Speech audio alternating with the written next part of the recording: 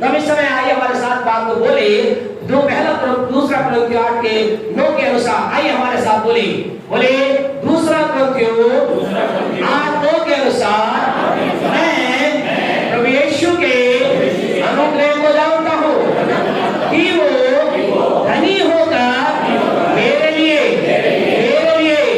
कंगाल हो गया ताकि उसके कंगाल होने से मैं धनी बन जाऊं। आमीन हमारे साथ यही स्वीकार करेंगे और हम विश्वास करते जाओ प्रभु के वचन को स्वीकार करेंगे। वचन हमारे जीवन का हिस्सा बनेगा और हम प्रभु यीशु के कार्य को अपने जीवन में देख पाएंगे और हम धनवानता की आशीष में बढ़ पाएंगे। Hallelujah hallelujah. परमेश्वर आपके लिए ऐसा करने जा रहा है। हम इस 8 महीने के अंदर 8 विशेष बातों पर हम बात ध्यान दे रहे हैं। फिलिपियों की पत्री उसका 4था अध्याय, फिलिपियों की पत्री उसका 4था अध्याय और उसके 8वें वचन से 8 बातों पर हम क्या कर रहे हैं? मनन कर रहे हैं। यीशु मसीह ने क्या कहा? परमेश्वर के आत्मा ने पौलुस के द्वारा कहा और यूं कह सकते हैं प्रभु आपसे मुझसे कह रहा है। क्या कह रहा है? ये 8 बातें कह रहा है। हमें क्या करना है? इन 8 बातों पर ध्यान लगाना है। क्या कहता है वचन? कहता है जो बातें क्या हैं? सत्य है। बोले जो बातें क्या हैं? सत्य है। जो बातें क्या हैं? आदरणीय है। जो बातें क्या हैं? उचित है। जो बातें क्या हैं? पवित्र है। जो बातें क्या हैं? सुहावनी है। जो बातें क्या हैं? मनभावनी है। जो बातें क्या हैं? क्या की बातें? सद्गुण की है। और जो बातें प्रशंसा की है। अपने पड़ोसी से बोले उन्हीं पर ध्यान लगाया करो। हमें क्या करना है? आपको मुझे क्या करना है?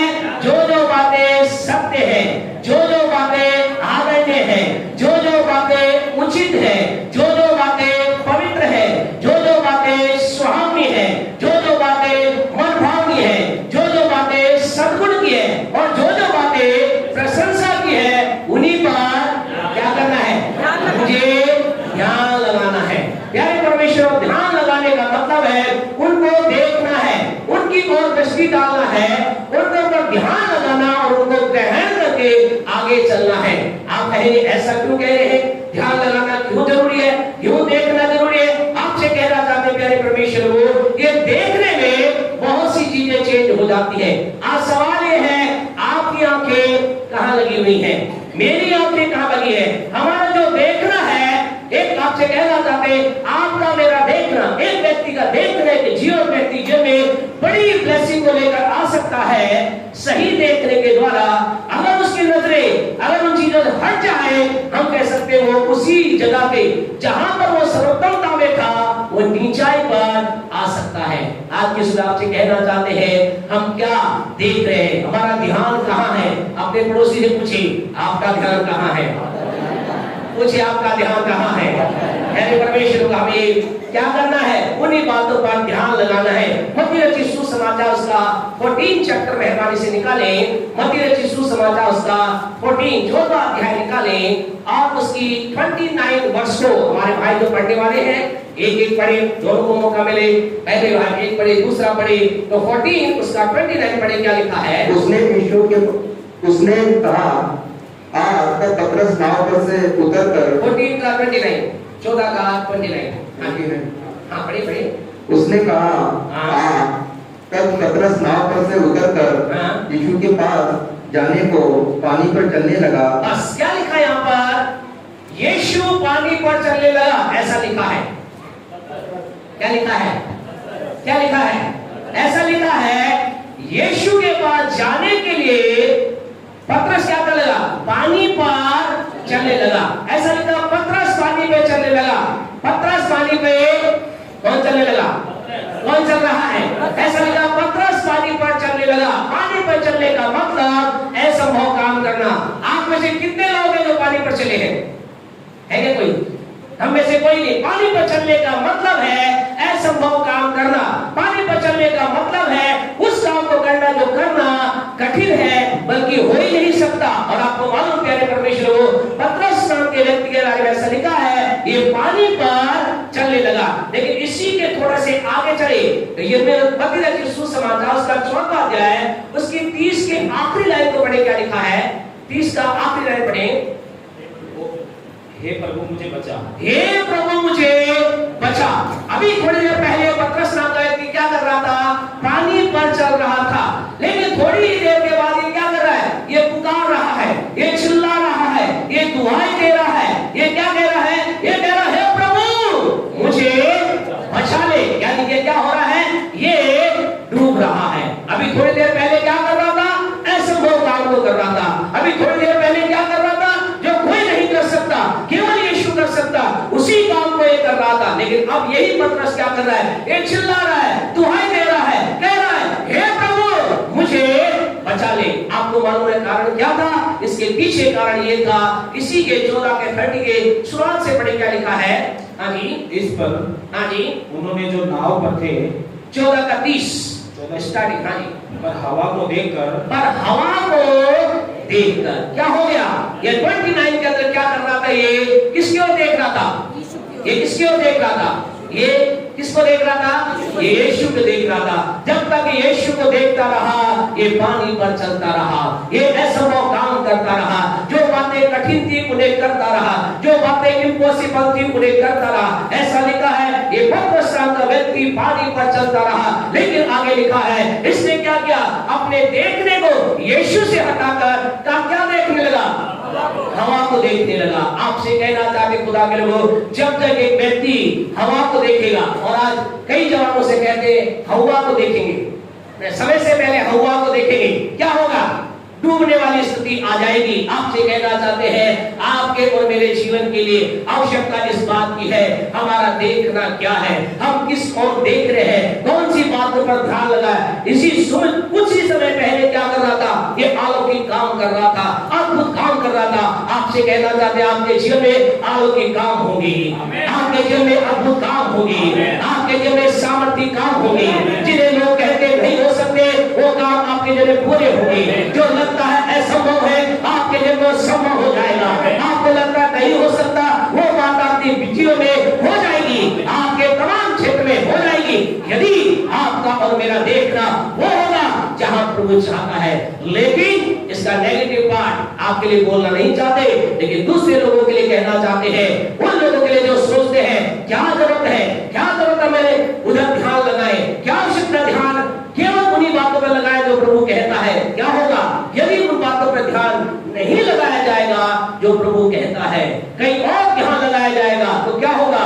उनके जीवन में चिल्लाहट आएगी, उनके जीवन में पुकार आएगी, उनके जीवन के अंदर घबराहट आएगी, उनके जीवन के अंदर डर आएगा और कहेंगे, ओ प्रभु मुझे बचा ले, अब तो मैं बस मरने ही वाला हूँ, डूबने वाला हूँ, खत्म होने वाला हूँ। आज की सुबह आपसे कहना चाहते हैं, आप डूबना चाहते हैं या प्रस्तुति के ऊपर चलना चाहते हैं?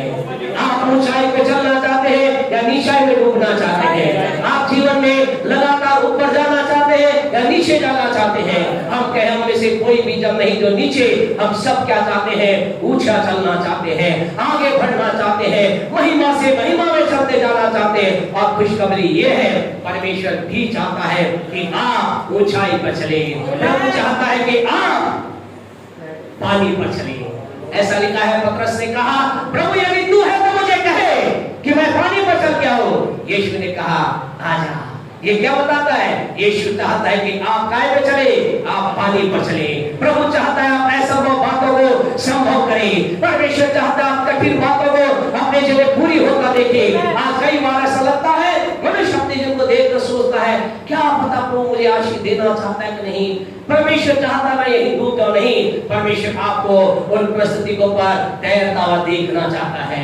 वो चाहता है आप असंभव बातों को करें, ऐसे कामों करें जो कठिन नजर आते हैं। और इनके लिए आपको मुझे क्या करना होगा? आपको मुझे इस महीने के लिए, जैसे हम देख रहे हैं, केवल इस महीने के लिए नहीं लेकिन पूरे जीवन भर के लिए हमें क्या करना है? मैं फिलिपियों की पत्री उसका 4वां अध्याय उसके 8वें वचन के अनुसार जो बातें क्या है? सत्य है, पवित्र है, उचित है, आदरणीय है, स्वामी है, मनभावनीय है और प्रशंसा की है, उन्हीं पर ध्यान लगाना है। और आज हम इसके तीसरे बातों पर बात करेंगे। हमने 2 बातों पर ध्यान लगाने के बारे में देखा। आपको मुझे उन बातों जो सत्य है उन पर क्या लगाना है? ध्यान लगाना है।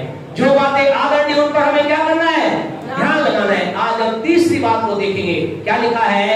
और जो जो बातें पढ़े, 4 का 8 पढ़े। इसलिए हे भाइयों, जो जो बातें सत्य हैं, हाँ जी, और जो जो बातें आदरणीय हैं, हाँ जी, और जो जो बातें उचित हैं, जो जो बातें उचित है, आज इस बात के ऊपर हम देखेंगे। आज मुझे आपको कहां ध्यान लगाना है? जो जो बातें उचित है, इस बात को समझना है। इस चीज को आपको मुझे अच्छी रीति से समझना है कि आज मुझे आपको अपने ध्यान को कहां लगाना है? उन बातों पर जो क्या है? उचित है। ध्यान रखना, उचित वर्ड यूज किया गया है। उचित का मतलब ये नहीं कि सही है। उचित का मतलब ये नहीं कि सही है। उचित बातों पर आपको क्या करना है? मन लगाना है। इंग्लिश के अंदर एम्प्लीफाइड बाइबल के अंदर ऐसा लिखा गया है, हमें उन बातों को ध्यान लगाना है। उचित का अर्थ वहां एक्सप्लेन करके लिखा गया है, कन्फर्म्ड बाय गॉड्स वर्ड, यानी कि जिनका परमेश्वर के वचन के द्वारा जिनकी पुष्टि की गई है, परमेश्वर के वचन के द्वारा जिन्हें सिद्ध कर दिया गया है, परमेश्वर के द्वारा परमेश्वर वचन के द्वारा जिनको वेरीफाई कर दिया गया है। दूसरे शब्दों में कहे, जिनको परमेश्वर ने क्या कर दिया है? टिक निशान लगा दिया है, वो कहलाती है उचित। सही नहीं, सही बातों पर नहीं। आपसे कहना चाहते, आप कहेंगे सही और उचित हमें समझ में नहीं आ रहा क्या है, तो आपको समझाना चाहते हैं सही और उचित के बारे में। ये है, उचित का मतलब ये है, अगर आप ऐसा करेंगे तो 100% आपका जो रिजल्ट होगा वो राइट होगा। हालेलुया। उचित का मतलब ये है, अगर मैं इस चीज को अप्लाई करूंगा अपने लाइफ में तो 100% मेरे जीवन के अंदर जो रिजल्ट आएगा वो सर्वोत्तम आएगा। अगर मैं इस नियम को, इस लॉ को अपने बिजनेस में अप्लाई करूंगा, 100% मेरा बिजनेस क्या होगा? आपका बिजनेस सफल होगा। उचित का मतलब है, कुछ ऐसी बात है, कुछ ऐसे लॉ है, कुछ ऐसी चीजें हैं, अगर आप उनको अपने बिजनेस में, अपनी पढ़ाई में, अपनी लाइफ में अप्लाई करेंगे, आपसे कहना चाहते हैं क्या होगा?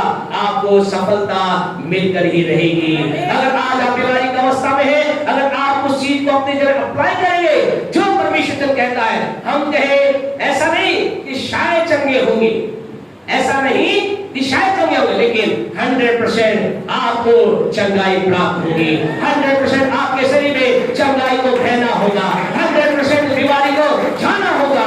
सब परमेश्वर। उचित का मतलब ये है, उचित का मतलब ये है, उस काम को मैं करूं तो सच में मैं उस जगह पर पहुंच जाऊंगा जहां के लिए मैंने प्लान किया है। साधारण उदाहरण है, यहां से दिल्ली आपको जाना है, और अगर एक व्यक्ति कहे मैं साइकिल से जाऊंगा, मोटरसाइकिल से जाऊंगा, क्या होगा? क्या वो पहुंचेगा? उसे सुबह 6 बजे पहुंचना है, क्या वो पहुंचेगा? है जी? हो सकता है कि वैसे तो ज्यादा चांस तो है कि वो नहीं पहुंचे, रास्ते में थक कर बैठ जाए, या हो सकता है अगर पहुंच भी जाए तो क्या होगा? वो डिले हो जाएगा, देर हो जाएगा। लेकिन फिर एक व्यक्ति क्या करे? ट्रेन का प्रयोग करे या सुपर फास्ट बस का प्रयोग करे, क्या होगा? हमने 100% वो क्या होगा? 100% वो पहुंचेगा, और अगर उसने अपनी तैयारी ठीक की है तो बिफोर टाइम ही पहुंचेगा। तो आपसे कहे सही का मतलब यह है कि दिल्ली किसी तरह भी जाना है, उचित का मतलब यह है ट्रेन में ही जाना है। अगर मैं उसका यूज करूंगा 100% मैं पहुंचूंगा, बिफोर टाइम पहुंचूंगा, मैं मेरी मंजिल में जो काम करना है मुझे प्राप्त होगा। आज दुनिया में बहुत से लोग क्या कह रहे? बहुत से लोग कह रहे कुछ भी करो, बहुत से रास्ते हैं, वहां तो हम पहुंच ही जाएंगे। लेकिन आपसे कहना चाहते हैं बहुत से रास्ते नहीं है, एक ही रास्ता है। आपके जीवन में सफलता का एक ही रास्ता है, चंगाई का एक ही रास्ता है, उन्नति का एक ही रास्ता है, जीवन में बढ़ोतरी का एक ही रास्ता है। Until or unless आप उसको अपनी लाइफ में अप्लाई ना करें, आपसे कहें वो चीज आपको प्राप्त नहीं होगी। इसी यही कारण है कई लोग कलीसिया का हिस्सा होने के बाद भी, सालों से हिस्सा होने के बाद भी अभी भी स्ट्रगल का सामना कर रहे हैं। क्यों? क्योंकि उनका ध्यान जो है सही बात पर है। कलीसिया में आने के बाद व्यक्ति क्या करता है? सही तो करता है पर उचित नहीं करता है। आपसे कहना चाहते उचित बातों पर, जो बातें क्या है? उचित बातों पर अपने आप के ध्यान को लगाना है। आज सवाल ये है, कौन सी चीज बातों पर मैं ध्यान लगाऊं? कौन सी चीज बातों पर हम ध्यान लगाएं? जल्दी से, समय की कमी कारण से आपको जल्दी से 1-2 बातों का हम बोल खत्म करेंगे। आज मुझे आपको, यदि आज आप यहाँ पर संकट के साथ आए हैं, बड़ी परेशानी के साथ आए हैं, बड़ी ही विकट परिस्थिति के साथ आए हैं, आज के सुबह आपसे कहना चाहते आपको करना क्या है, आपको अपने ध्यान को कहां लगाना है। प्रभु के पवित्र वचन के अंतर्गत ऐसा लिखा है, यूहन्ना रचित सुसमाचार उसका 16वां अध्याय उसके 33 अगर हम वर्ष को पढ़ें, यूहन्ना रचित सुसमाचार उसका 16वां अध्याय उसके 33 वचन को पढ़े, यहाँ प्रभु का वचन कहता है, पढ़े जी। मैंने ये बातें, हाँ सब बारी पढ़े, एक के बारे आप एक बार दो नंबर पे। मैंने ये बातें तुमसे इसलिए कही है कि तुम्हें मुझ में शांति मिले, मुझमें शांति मिले। संसार में तुम्हें क्लेश होता है, संसार में तुम्हें क्लेश होता है। आपसे कहे जब तक मैं आप इस संसार में है, अलग अलग प्रकार के क्लेश हमारे जीवन में आते हैं। पारिवारिक क्लेश, लोगों के द्वारा क्लेश, अपनों के द्वारा क्लेश, बाहर के द्वारा क्लेश। यीशु ने कहा कि संसार में तुम्हें आप में कितने लोग हैं जो संसार में नहीं रह रहे है कि कोई संसार से बाहर? हम सब संसार में रह रहे हैं। संसार के नहीं है वो अलग बात है, लेकिन रह कर रहे हैं, हम संसार में रह रहे हैं। और परमेश्वर के वचन कहता है संसार में तुम्हें क्लेश होता है। हो सकता है आज आप एक क्लेश से होकर गुजर रहे होंगे, हो सकता है आज आप कठिन परिस्थिति होकर गुजर रहे होंगे, हो सकता है आज आपको लग रहा होगा मेरा क्लेश बहुत भारी है। आपसे कहना चाहते हैं आपके जीवन का कितना भी बड़ा क्लेश हो, आपका क्लेश इतना भारी नहीं कि आप उससे निकल ना सके, आपका क्लेश इतना बड़ा नहीं कि आप उससे भाग ना आ सके। यहोशू की पुस्तक उसका 7वां अध्याय की तरफ चले, यहाँ पर हम देखेंगे परमेश्वर के लोगों के बारे में। परमेश्वर के लोगों के जीवन के अंदर कुछ ऐसा होता है, ये लोग परमेश्वर के लोग हैं, ये लोग परमेश्वर से प्यार करने वाले लोग हैं, ये लोग परमेश्वर की बात को मानने वाले लोग हैं, ये लोग परमेश्वर के साथ चलने वाले लोग हैं। लेकिन एक दिन ऐसा हुआ, ऐसा लिखा है यहोशू की पुस्तक उसका 7वां अध्याय, बाइबल की छठी पुस्तक के आपकी मिलेगी, और उसके चौथे वचन को पढ़े क्या लिखा है। हाँ जी, 5 पुस्तक 7 का 4 पढ़े। यहोशू 7:4। इसलिए कोई, हाँ जी, इससे कोई 3000 पुरुष वहां गए, हाँ जी, परंतु एक के रहने वाले के सामने से भाग गए। बस यहाँ ऐसा लिखा गया है, एक के सामने से क्या हो गए, वो लोग भाग गए। कौन भाग गए? इजराइली भाग गए। इजराइली कौन थे? परमेश्वर के लोग थे। ऐसा लिखा है परमेश्वर के लोग एक के लोगों के सामने क्या हो गए, भाग गए। और अगर उसके आगे की डिटेल को आप पढ़ोगे तो आपको पता चलेगा वहां ऐसा लिखा गया है। क्या लिखा गया है? 8वें वचन को आप पढ़ोगे ऐसा लिखा है, उन्होंने एक के नगरों को क्या, के लोगों क्या दिखाई? ऐसा लिखा, उन्होंने एक के लोगों को पीठ दिखाई। यहाँ ऐसा लिखा परमेश्वर के लोग क्या हो गए, हार का सामना कर रहे हैं। परमेश्वर के लोग किसका सामना कर रहे हैं? जीवन के अंदर हार के साथ गुजर रहे हैं। उनके जीवन में एक संकट आ गया, उनके जीवन में पीड़ा आ गई, उनके शत्रु उनके ऊपर हावी हो गए, उनके शत्रु उन्हें उनको मारने मिले। उनमें से कई लोगों को मार दिया, कई लोगों को खत्म कर दिया, कई लोग वहां से भाग गए। ऐसा लिखा परमेश्वर के लोगों ने वहां पर एक के लोगों को क्या दिखाई? पीठ दिखाई, अर्थात उनके जीवन के अंदर एक हार का अनुभव करने लगे। आज आपसे कहना चाहते क्या आपकी लाइफ के अंदर, आपके जीवन के अंदर कहीं हार का अनुभव तो नहीं?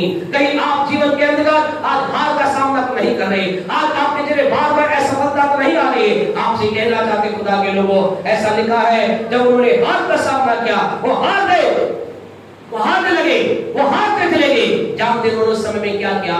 ऐसा लिखा है उस टाइम पीरियड के अंदर उन्होंने प्रभु के पवित्र वचन में ऐसा लिखा है, उन्होंने परमेश्वर की दुआएं दी। ऐसा लिखा है उन्होंने परमेश्वर को पुकारना चालू किया। उनका जो लीडर था यहोशू, उसके बारे में ऐसा लिखा, उसने परमेश्वर को पुकारना चालू किया। आज आपसे कहना चाहते, आज संकट के समय में आपको एक उचित काम करना है। क्या करना है? आपको इस संकट के समय में परमेश्वर को पुकारना है। प्रभु के पवित्र वचन को समय बचाने के कारण से निकलवाते नहीं, लेकिन आप सब जानते हैं भजन 121 में क्या लिखा है? मैं अपनी आंखें पर्वतों पे लगाऊंगा, मुझे सहायता कहां से मिलेगी? मुझे सहायता यहोवा की ओर से मिलती है। यहाँ आपसे कहना चाहते, आइए हम संकट के समय के अंदर, हम जीवन के कठिन परिस्थिति के अंदर हम क्या करें? परमेश्वर को पुकारना चालू करें, परमेश्वर की दुआएं देना चालू करें, परमेश्वर से कहे परमेश्वर बता हमारे जीवन में ऐसा क्यों हुआ। और आपसे कहें पहला काम हम बहुत अच्छी तरह करते हैं, पुकारने का काम बहुत अच्छा करते हैं। हम बड़े स्पेशलिस्ट हैं पुकारने में, बड़े विशेषज्ञ हैं पुकारने में, चिल्लाने में, खुदा से दुआएं देने में। हम क्या हैं? बड़े ही स्पेशलिस्ट हैं, बड़े ही हम बिल्कुल विशेषज्ञ हैं। डिग्री मिली हुई है मुझे आपको, राइट? आज कैसे हाँ बिल्कुल लगाते हैं। कई लोगों को सुनते हैं, वो कहते हैं भाषा हम तो पुकार ही रहे हैं, लगातार पुकार रहे, खुदा को बुला रहे, खुदा से कह रहे प्रभु सुन, प्रभु सुन। आपसे कहना चाहते हैं केवल मात्र आपके मेरे पुकारने मात्र से काम नहीं चलेगा। ऐसा लिखा इन्होंने पुकारना चालू किया, लेकिन पुकारने के बाद अगला स्टेप ये होता है जब आप पुकारेंगे। खुशखबरी आपको देना चाहते हैं, परमेश्वर आपकी पुकार को सुनेगा, परमेश्वर आपकी पुकार को सुनेगा, परमेश्वर आपकी दुआई को सुनेगा, परमेश्वर आपके शब्दों को सुनेगा, परमेश्वर आपकी पीड़ा की बातों को सुनेगा। वो इग्नोर नहीं करेगा, वो नहीं कहेगा जा मत जा तू छत्रों से और तो तुम बचे तुम चले जाओ, लेकिन वो क्या करेगा, वो सुनेगा। और केवल सुनेगा नहीं, हमारा परमेश्वर क्या है, क्या हमारे परमेश्वर के पास, हमारे परमेश्वर के पास कान है और मुंह भी है। क्या है आपके परमेश्वर के, कान भी है और मुंह भी है। कई लोग ये सोचते हैं बस परमेश्वर के पास क्या है, कान ही कान है, वो केवल सुनता है, बोलता नहीं। आपसे कहना चाहते हैं आपका मेरा परमेश्वर सुनता भी है और बोलता भी है, सुनता भी है और कई लोगों को परमेश्वर ने बोलना चालू किया, और जब वो बोलता है तब क्या होता है, हमें सुनना है। क्या कहा परमेश्वर ने, बड़े यहोशू 7:11 में क्या लिखा है, हाँ जी यहोशू 7:11, इस्राएलियों ने पाप किया है, इस्राएलियों ने, वहां पर एक वाणी आई, यहोशू ने परमेश्वर पुकारा, वो देखा खुदा हम कैसे हार गए, कैसे लोगों ने हमें नाश कर दिया, कैसे हमें लोगों ने मार दिया, हम तो विजेता है, हम तो सुप्रीम है, हम तो बलशाली है, हम तो ताकतवर है, एक थोड़े से मुट्ठी भर एक के लोगों ने हमें हरा दिया। प्रभु ने कहा सुनो सुनो सुनो, इसलिए नहीं हराया कि बहुत ताकतवर थी, इसलिए नहीं हराया कि बहुत बलशाली थी। कई बार हमें क्या लगता है कि आज की जो मेरी समस्या है, पिछली समस्या से बहुत बड़ी है, ये समस्या बहुत कठिन है। आपसे कहना चाहती है लोग ए से हारे, लेकिन इससे थोड़े ही समय पहले, टाइम पीरियड नहीं लिखा, 1 साल पहले, 1 महीने पहले, 2 महीने पहले समय नहीं लिखा, लेकिन अगर आप पढ़े से कुछ समय पहले ही इन्होंने जानते किस पर जय पाई थी, इन्होंने यरीहो पर जय पाई थी। यरीहो ए से कई गुना ज्यादा बड़ा वो शहर था, बड़ी वो जगह थी, ज्यादा कहीं शक्तिशाली लोग, ए से ज्यादा शक्तिशाली लोग कहां थे, यरीहो में थे, लेकिन उन्होंने कुछ समय पहले जय पाई। अब क्या रहते, मुट्ठी भर एक के लोगों से हार गए। आपसे कहना चाहते आपके मेरे जीवन में शत्रु विजय इसलिए नहीं पाता कि वो बड़ा है, वो बड़ा सामर्थ्य है। आपके मेरे जीवन में समस्या इसलिए हावी नहीं होती कि पिछली समस्या आज की समस्या पिछली समस्या से बड़ी है, इसलिए वो हमें नहीं दबाती। ध्यान से सुनिए क्या कहा हमने, आपको मुझे समस्या इसलिए नहीं दबाती, इसलिए आज कई लोग समस्या में नहीं है कि पिछली समस्या, आज की समस्या छोटी थी और आज की समस्या पिछली समस्या से बड़ी है। नहीं, इसका रीजन जो होता है, what is the reason of lose, हार का कारण क्या है, या ऐसा खुदा ने कहा कि हार का कारण यह है कि इन्होंने क्या किया है, इन्होंने क्या किया है, इन्होंने पाप किया है, दे डिड रॉन्ग, इन्होंने गलत किया है, इन्होंने जीवन में गलती को किया है। आपसे कहना चाहते जब जब आपके दिन में हार का अनुभव आए, हमेशा कहते हैं चेक योर लाइफ, अपनी लाइफ को देखे, कहीं कोई ऐसी बात तो नहीं। इन्होंने क्या किया था, क्या किसी की हत्या की थी, क्या इन्होंने व्यभिचार किया था, क्या इन्होंने किसी कत्ल किया था, नहीं, इन्होंने ये गुनाह किया था, परमेश्वर के सामने एक अहद इन्होंने किया था। प्रभु ने कहा था ये सारा जो शहर है ये जो मैं तुम्हें दूंगा, और इसके जो अर्पण की वस्तु है उसे तुम मत लेना, तुम इसे मत लेना। इन्होंने भी क्या कहा, ओके लॉर्ड, यस लॉर्ड, हाँ प्रभु हम ऐसा ही करेंगे। अहद बांधने में हम क्या है, फिर कहे बड़े होशियार है, एक्सपर्ट है, माहिर है, परमेश्वर मुझे बड़ी आशीष देगा तो मैं दशवांश दूंगा। कई बार लोग अंदर से कहते हैं दशवांश क्या, खुदा मैं 20वांश दे दूंगा।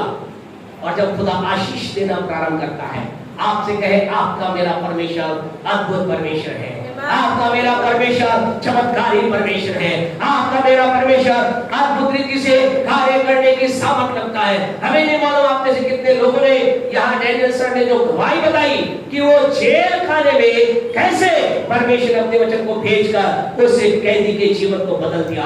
आपसे कहना चाहते हैं जहां जहां परमेश्वर का वचन होगा वहां वहां बदलाव होगा, जहां जहां परमेश्वर की उपस्थिति होगी वहां सामर्थ काम करेंगे, जहां जहां परमेश्वर का वचन होगा वहां अद्भुत कार्य होगा, प्रारंभ होगा। अफ्रीका के लोगों, इनके जीवन में क्या हुआ? इन्होंने जब इसको अप्लाई किया, पाप के कारण से इनके जीवन में हार आना प्रारंभ हुआ। आपसे मुझे हमेशा इस बात को ध्यान रखना है, कहीं हमारे जीवन का ये तो नहीं। और इतना ही नहीं, इन्होंने क्या क्या परमेश्वर के अर्पण की वस्तु को रख लिया और खुदा ने कहा तुम्हें नहीं रखना है। आज आपने कोई अहद किया, आज नहीं, आज तो आपका दिन है। पिछले दिनों में, पिछले सालों में, पिछले दिनों में कहीं ऐसा तो नहीं कोई अहद आपने किया खुदा के साथ, प्रार्थना के प्रति, धन के प्रति, सुसमाचार प्रचार के प्रति, किसी बात के प्रति अगर आपने क्या अगर तोड़ दिया है, आज विश्व आपसे कहना चाहते हैं, रिपेंट एंड से टू गॉड। अगर आप उस काम को पूरा कर सकते हैं, ध्यान रखें, ऐसा ना करें एक बार फिर कर ले जोश ला करके, हाँ पैसा हम प्रभु, हाँ परमेश्वर हम कहते करेंगे, नहीं। आपसे कहना चाहते अगर आप कर सकते हैं तो कहें खुदा मैं अपने अहद को, वायदे को पूरा करूंगा। नहीं कर सकते, ध्यान से सुने, नहीं कर सकते तो खुदा से कहें प्रभु मैंने वायदा किया, मैं कर नहीं सकता, लेकिन तेरी परिस्थिति चेंज होगी तो मैं प्रयास करूंगा। वायदा ना करें भी आप खुदा से क्षमा मांगे। ऐसा लिखा है, जब इनके पास ये वचन आया तुमने पाप किया है, 20 वचन को पढ़े, यहोशू 7 का 20 पढ़े, क्या हुआ? यहोशू 7:20 पढ़े। आकान ने यहोशू को उत्तर दिया, हाँ सचमुच मैंने इस्राएल के परमेश्वर यहोवा के विरुद्ध पाप किया है। क्या किया? इस व्यक्ति ने जब इसके पास आया, इसके बाद आया तुमने पाप किया है, आकान नाम के व्यक्ति ने कहा यस आई हैव सिन, हाँ मैंने पाप किया है।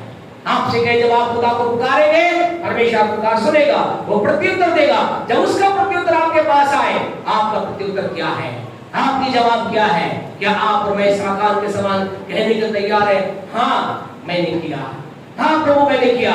यदि ऐसा करने के लिए तैयार है, आपसे कहना चाहते हैं आपका खुदा एक बार फिर आपके जीवन में विजय देने के लिए तैयार है। एक बार फिर परमेश्वर तैयार है आपको विक्टोरियस लाइफ देने के लिए। इसके बाद क्या हुआ? आगे की बात को आप घर जाकर पढ़ना, 8वें अध्याय तक पढ़ना, वह ऐसा लिखा परमेश्वर ने एक बार फिर बोला। आज आपसे कहना चाहते हैं आप कठिन समय में आपको क्या करना है? परमेश्वर की दुहाई देनी है। दूसरा काम क्या करना है? उसकी दुहाई देने का सुनना, वो आपसे क्या कहता है। तीसरा काम क्या करना है? तीसरा काम जो वो कह रहा है उसको स्वीकार करना है। अगर वो कह रहा है, कुरनेलियुस को उसने क्या कहा? क्या कहा कुरनेलियुस को?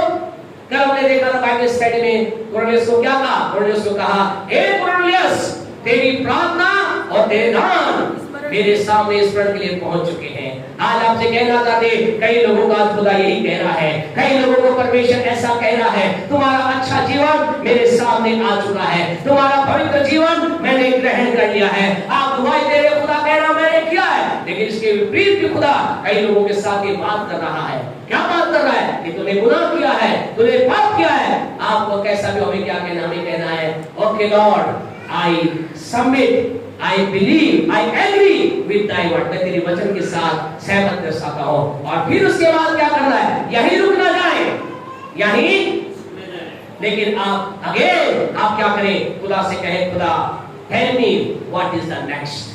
पिता मैं स्वीकार करता हूँ मैंने पाप किया, मैं स्वीकार करता हूँ, अब what next? अब अगला क्या?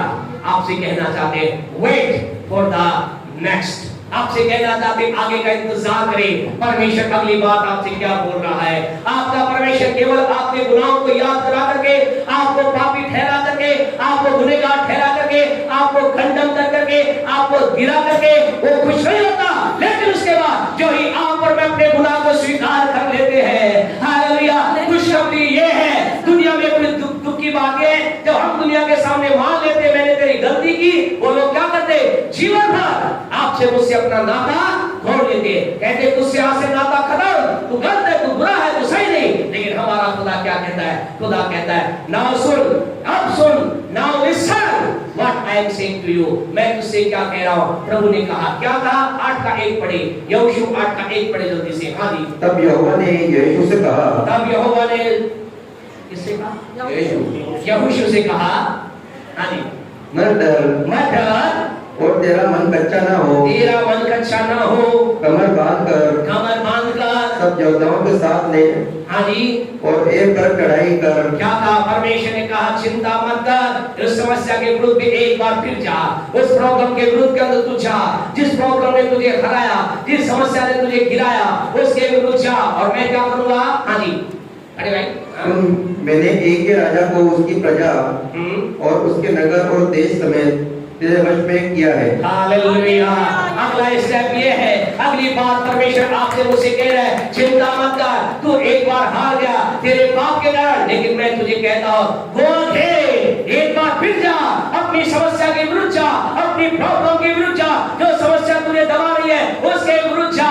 मैं तुझे क्या, खुदा कह रहा है मैं तुझे दूंगा नहीं, खुदा कह रहा है मैंने तुझे पूरे नगर को राजा समेत दे दिया है। विश्वास करने को विश्वास करने को आपसे कहना चाहते हैं, आपका मेरा परमेश्वर नेक्स्ट स्टेप में कहेगा जा, विजय तेरा इंतजार कर रही है, जीत तेरा इंतजार कर रही है, victory is waiting for you, जीत तेरा इंतजार कर रही है, अच्छा रिजल्ट तेरा इंतजार कर रहा है, अच्छी डिग्री तेरा इंतजार कर रही है, अच्छी नौकरी तेरा इंतजार कर रही है, अच्छी उन्नति तेरा इंतजार कर रही है, अच्छा बिजनेस तेरा इंतजार कर रहा है, अच्छी बातें तेरा इंतजार कर रही है। विश्वास करते हैं तो बोले आमीन, विश्वास करते तो बोले आमीन। आपसे कहना चाहते हैं we are not made for the loser, हम हानि के लिए दुनिया की कोई सामर्थ आपको मुझे नहीं हरा सकती, हम जीत के लिए बने हैं।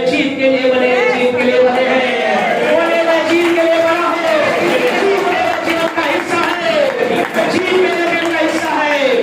शायद हारे होंगे लेकिन जीत आ रही है। Victory is waiting for you, जीत आपका इंतजार कर रही है। बोले जीत मेरा इंतजार कर रही है, मैं जीत को प्राप्त करने जा रहा हूं, मैं ग्रहण करने जा रहा हूं, ऊंचाई को, उन्नति को, बढ़ोतरी को, अच्छी नौकरी को, अच्छे बिजनेस को, अच्छी बातों को मेरे जीवन में आने जा रही है। हालेलुया। आपसे कहे हम विक्टोरियस बने हैं। संसार में साधारण लोग बुद्धि और ज्ञानी हैं, परमेश्वर का धन्यवाद सूट करते हैं। हमारे इसरो और उनके तमाम टीम को जोरदार ताली बजाएं हमारी इसरो टीम के लिए। आपसे कहना चाहते हैं अगर उन्होंने अपनी बुद्धि से किया, मैं आपके परमेश्वर की सामर्थ से हर एक जगह पर गिर जाएगा, झंडा लहराएंगे, झंडा लहराएंगे, आप ना हारेंगे। आप बोले मैं नहीं हारूंगा। अपने पड़ोसी से कहें मैं नहीं हारूंगा, मेरी जीत आ रही है, आ रही है, आ रही है।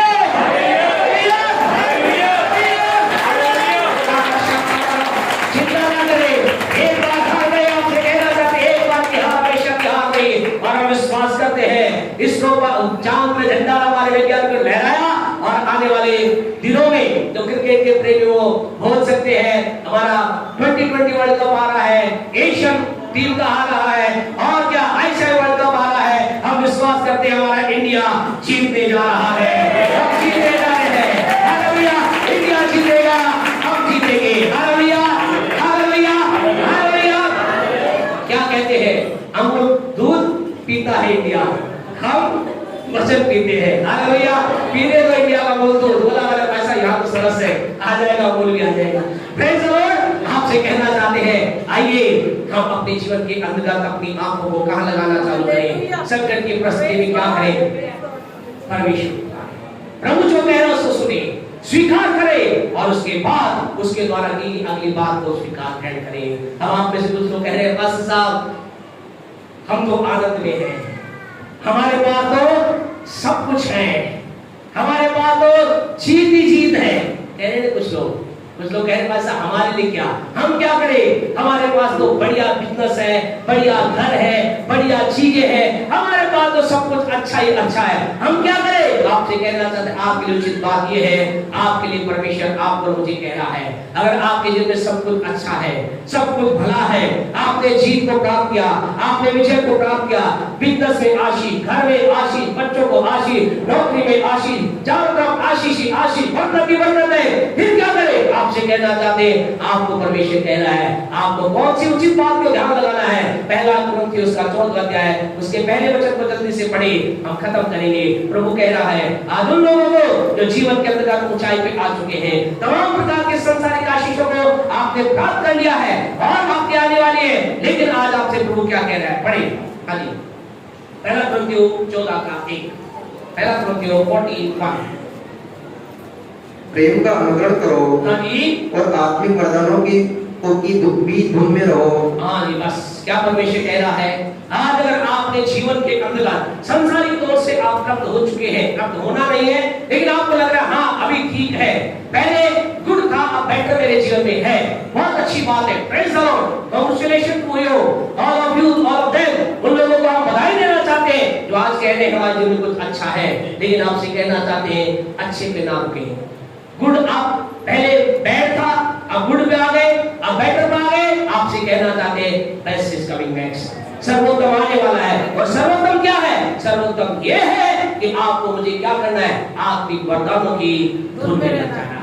अब आपको लगातार क्या कहना है? परमेश्वर के सामने पुकार कहना, प्रभु मेरे जीवन में आपकी आत्मा के वरदानों की बौछार होने पाए, मेरे जीवन में आत्मिक वरदान भर जाए, मेरे जीवन में आत्मिक वरदानों की भरपूरी आ जाए। आज की सुबह आपसे कहना चाहते हैं संतुष्ट मत होइए संसारिक आशीषों से, रुक मत जाइए खुदा का पीछा करने से। अगर आप संसारिक तौर से लेवल पहुंच चुके, आज आपको मुझे क्या करना है? मुझे आज क्या करना है? मुझे आत्मिक वरदानों की धुन में आगे बढ़ना है। आपसे कहना चाहते हैं, आप कहेंगे फिर क्या हमारे उसका मकान का क्या, घर का क्या, रोटी का क्या, कपड़े का क्या? आपसे कहना चाहते हैं प्रभु मत्ती रचित सुसमाचार उसके 6 अध्याय अगर आप पढ़े, वहां पर ऐसा लिखा है, मत्ती रचित सुसमाचार का 6 अध्याय उसके 31 वचन में परमेश्वर का पवित्र वचन कहता है, क्या कहता है? पढ़े 6:31, जल्दी से पढ़े। इसलिए तुम चिंता करके ये न कहना, चिंता करके ये ना कहना कि हम क्या खाएंगे, क्या खाएंगे, या क्या पिएंगे, क्या पिएंगे, या क्या पहनेंगे। आपसे कहना चाहते हैं इसका मतलब ये नहीं कि आपको हम कह रहे हैं आप भी वरदान में लग जाओ, हमें कोई अच्छा नहीं पहनना, अच्छा नहीं खाना, अच्छा नहीं रहना। आपसे कहना चाहते ये बात की चिंता आपको नहीं करनी है। क्यों नहीं करनी है? क्योंकि प्रभु आगे 32 के अंदर कह रहा है, क्या कह रहा है? कि इन बातों की चिंता पढ़े, क्योंकि अन्य जातियां इन सब वस्तुओं की खोज में रहते हैं, ये सब वस्तु खोज में रहते हैं, यानी कहे इन सारी बातों की चिंता करते हैं। अन्य जाति का मतलब वो लोग जिन्होंने प्रभु को नहीं जाना है, जिन्होंने प्रभु का अपना व्यक्ति को उद्धारकर्ता नहीं ग्रहण किया। वो लोग क्या सोचते हैं? क्या खाऊंगा, क्या पहनूंगा, क्या मेरा होगा? आपसे कहना चाहते आप कोई बात को चिंता करने की दिक्कत क्या है? दिक्कत आप प्रॉब्लम यही है, प्रभु के पास आ गए फिर भी चिंता है, क्या होगा, किस तरह होगा, अगर संडे की छुट्टी नहीं करी तो कैसे नौकरी चलेगी, कर्जा कैसे उतरेगा, अगर हमने इस मीटिंग में जाने के लिए हमने टाइम निकाला, नौकरी का हमारा क्या होगा, इसका क्या होगा? आपसे कहना प्रभु कह रहा है क्या खाएंगे, क्या पहनेंगे, क्या पिएंगे, इनकी चिंता ना करो। कौन करता है? इनकी चिंता अन्य जाति करते हैं, जो मुझे नहीं जानते वो इन बातों की चिंता करे। क्यों? क्योंकि प्रभु कह रहा है, आगे बढ़े क्या कहता है? पर तुम्हारा स्वर्गीय पिता जानता है, तुम्हारा स्वर्गीय पिता जानता है कि तुम्हें इन सब वस्तुओं की आवश्यकता है, इन सब वस्तुओं की आवश्यकता है। आज की सुबह आपसे कहना चाहते हैं कौन जानता है? कौन जानता है? किसका पिता? आपका पिता। किसका पिता? किसका पिता? आपसे कहे मेरा पिता, अपने आप से कहे मेरा पिता। मेरे पिता को मालूम है मुझे कब कैसा पहनाना है, मेरे पिता को मालूम है कौन सा घर कब देना है, कब वो 5 कमरों का मकान मुझे देगा, मेरे पिता को मालूम है, कब वो 15 लाख की गाड़ी मुझे देगा, मेरे पिता को मालूम है। मैं इंतजार कर रहा हूँ। आप क्या कर रहे हैं? इंतजार कर रहे हैं, प्रयास कर रहे हैं। हमें इंतजार करना है, इंतजार धैर्य रखना है। धैर्य का मतलब परमेश्वर काम करने दो, मैं बैठा हूँ। आपसे कहना चाहते हैं हम इंतजार करना है। आपके लिए सब बातों की चिंता वो करता है, वो चिंता करता है का मतलब वो चिंता, इसका मतलब क्या है? कई लोग इस बात पर को पढ़ते हैं और मिसगाइड हो जाते हैं, कहते हैं अरे हाँ मुझे मालूम है। कई लोग पूछते हैं भाई आप चर्च क्यों नहीं आ रहे, बड़ी स्थिति कठिन है, बेकार है, ये है वो है ऐसा है, और फिर उनसे कहते हैं प्रभु आपके लिए करेगा। हाँ मुझे मालूम है, हाँ प्रभु को सारा ध्यान है, प्रभु सब में मेरी चिंता करता है, ये तो वो कहते हैं, लेकिन वो प्रकट लिखाते नहीं। कई लोग क्या सोच रहे हैं? हाँ प्रभु चिंता कर रहा है, स्वर्ग में बैठा बैठा क्या कर रहा है? आपकी चिंता कर रहा है। वो चिंता में क्या हो रहा है? बुजुर्ग हो गया, परमेश्वर चिंता कर करके कब होगा, इस मेरे बच्चे को कब खाना मिलेगा, कब कपड़ा मिलेगा, कब गाड़ी मिलेगी, कब घर मिलेगा, बड़ी चिंता कर रहा है। नहीं, आपसे कहे चिंता यहाँ इसका मतलब ये नहीं है कि वो इन सारी बातों के पिता, स्वर्ग के पिता जानता है। क्या जानता है? कि कब तुम्हें देना है, और आपसे कहे उसने आपके लिए हर एक चीज का केवल आपको सिखाते हैं। उस बात को दोबारा शो करें, आगे क्या लिखा है? अन्य जाति इस बात की चिंता करती है, लेकिन तुम्हारा स्वर्गीय पिता जानता है। क्या जानता है?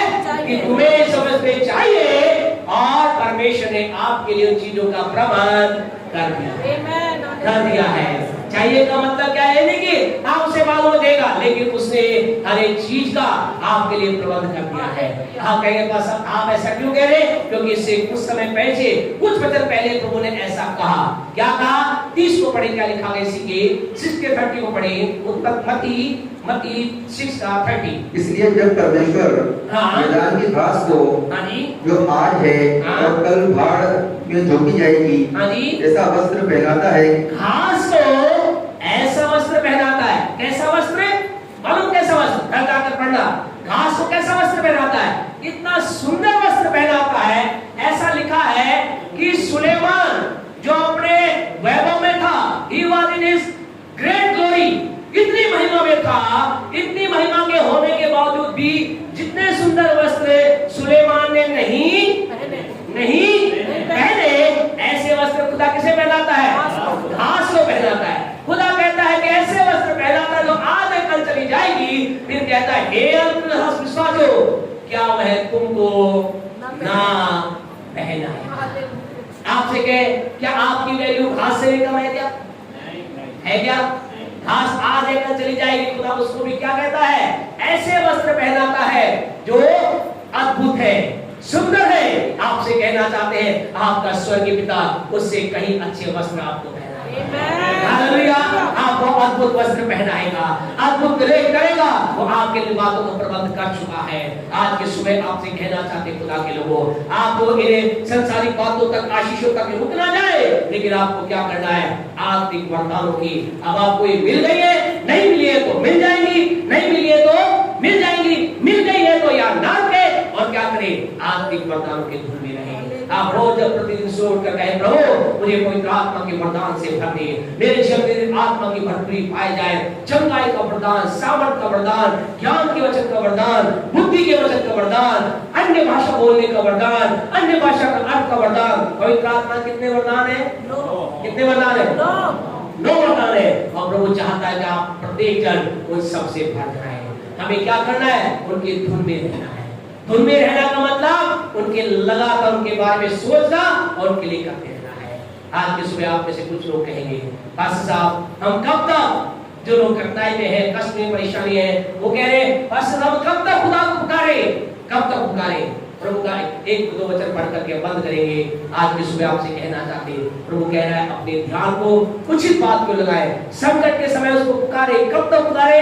भजन 123 का 2 पढ़े जल्दी से, हम खत्म करेंगे। भजन 123 का 2, भजन 123 का 2।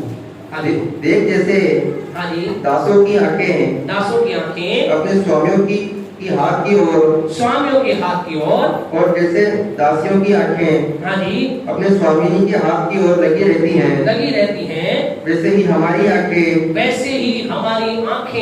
हमारे परमेश्वर यहोवा की ओर उस समय तक लगी रहेंगी। कब तक? जब तक हम पर अनुग्रह न करें। जब तक हम पर अनुग्रह न करें। आप तब तक उसकी ओर अपनी आंखों को लगाए रखें, तब तक आप उसे पुकारते रहे, तब तक उसे आप चिट्ठी दुआई देते रहे, जब तक इसका अनुग्रह आपके जीवन के ऊपर उतर ना जाए, रुक ना जाए, हताश ना हो जाए, निराश ना हो जाए। आपसे कहना चाहते परमेश्वर आपसे जरूर बात करेगा, परमेश्वर आपको जरूर आवाज लगाएगा, परमेश्वर आपको जरूर उत्तर देगा। पुकारते रहे। और सेकंडली जो हम कह रहे हैं जिनके पास सब कुछ आ गया है वो भी क्या करे? आत्मिक वरदानों की क्या रहे? धुन में लगे रहे। कब तक लगे रहे? जब तक उन वरदानों से भर ना जाए, लगातार उसकी दुआई दे। प्रभु के पवित्र वचन 1 कुरिन्थियों 12:1 में क्या लिखा है? हे भाइयों, हे बहनों, मैं तुम्हें उत्साहित कर करके पौलुस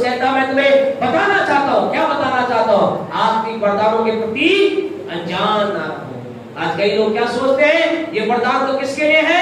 पास्टर के लिए है। हे भाइयों, मैं नहीं चाहता कि आपके वरदानों के विषय अज्ञान हो, अज्ञानी ना बने। कई लोग क्या सोचते हैं, मुझे वरदान क्यों चाहिए? ये तो किसके?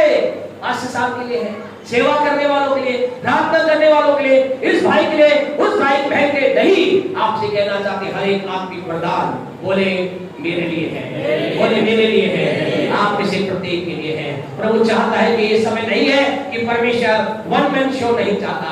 परमेश्वर चाहता उसका हर एक जन महिमा में चलने वाला बने। परमेश्वर चाहता है कि हर एक जन इस कलीसिया का और भारत देश के तमाम लोगों के लिए परमेश्वर चाहता है, छोटे बच्चे से लेकर के और इस कलीसिया के तमाम जो सबसे ज्यादा उम्र में है उस तक से प्रभु चाहता है वो क्या करे? बीमारों पर हाथ रखे, अंधों पर हाथ रखे, लंगड़ों पर हाथ रखे, पापियों को वचन सुनाए और उनके जीवन में छुटकारा हो जाए। परमेश्वर आपको सामर्थी बनाना चाहता है, परमेश्वर आपको यूज करना चाहता है। आइए मेहरबानी से अपने स्थान पर खड़े हो जाएं, बच्चे एकदम हो जाएं।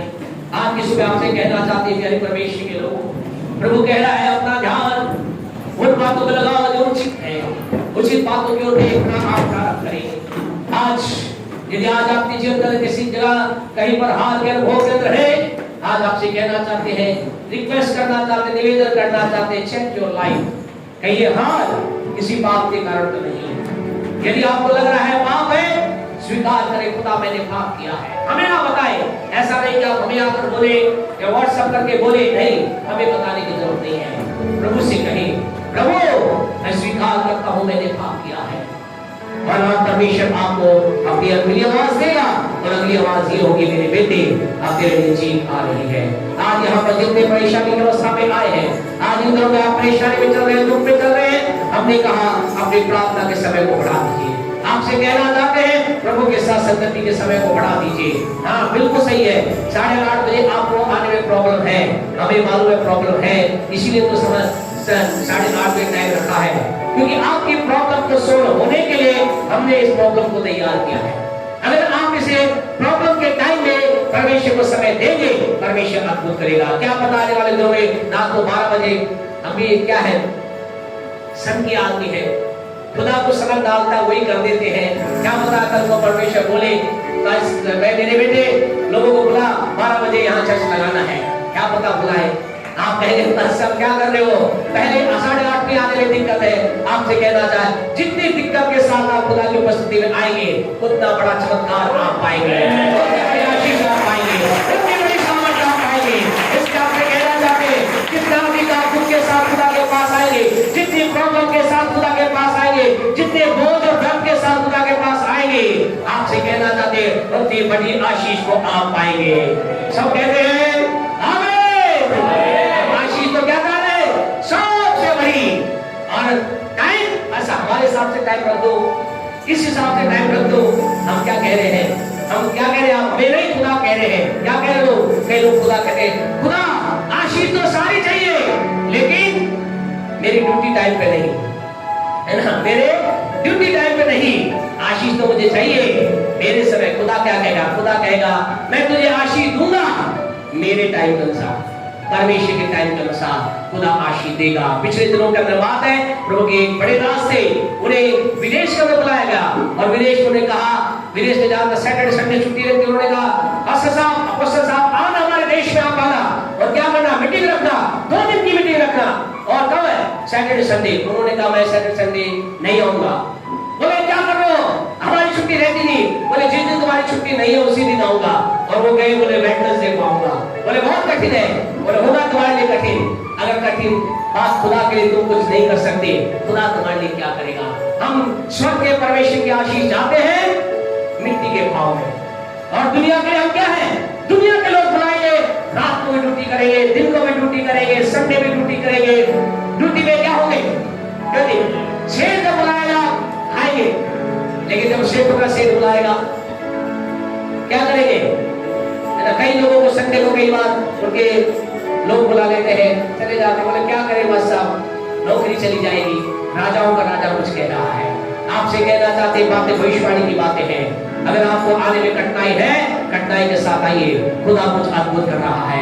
हम आप लोगों के जीवन में खुदा के चमत्कार को देख रहे हैं, आप लोगों के जीवन में खुदा की आशीष को हम देख रहे हैं। हम हवा में बातें नहीं बोल रहे, हम आपको गारंटी दे रहे हैं, अगर आप कष्ट के साथ खुदा की उपस्थिति में आए, आपके कष्टों का अंत होगा, बड़ी बड़ी समस्या का अंत होगा, बड़े बड़े चमत्कार को आप देखेंगे। धन के क्षेत्र में, बुद्धि के क्षेत्र में, ज्ञान के क्षेत्र में, बिजनेस के क्षेत्र में विश्वास करते हैं तो बोले। जब गीत गाया जाता है, गीत के दौरान जो लोग जाते हैं, प्रार्थना की जाए, मेहरबानी से आगे आए। आप